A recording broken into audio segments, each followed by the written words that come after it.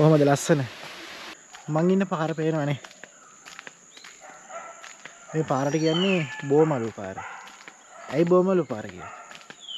මේ ගමේ කෙළවරේ තියෙනවා බෝමලුවක්. පන්සලක බෝමලුවක් නෙමෙයි. සාමාන්‍ය ලස්සන තැනක පිහිටි බෝමලුවක්. අපි යන් එතෙන්ට. ගල් කණුවක ලියවිලා තියෙනවා මේ බෝධින් වහන්සේ රෝපණය කරලා තියෙන්නේ කොයි කාලෙද කියන එක පිළිබඳව. මේ තියෙන බෝමලුව. යමු ඉස්සරහට.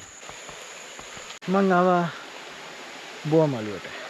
මෙතන මේ බෝධින් වහන්සේ වට කරගෙන නාගස් ගොඩාක් තියෙනවා. පේන ඇති ඔයාලට.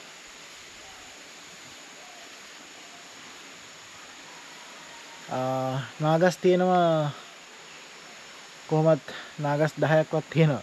ගොඩක් තියෙන නාගස්. බෝධින් වහන්සේට ආධාරයක් දීලා තියෙනවා මෙතනින් කණුවක් ගහලා. බෝධින් වහන්සේ උසයි ගොඩක්. ඉතින් මෙතෙන්ද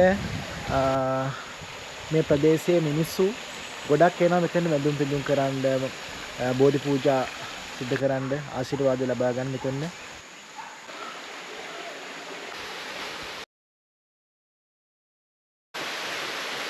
වීඩියෝ එක ලස්සනයිද කියන්න.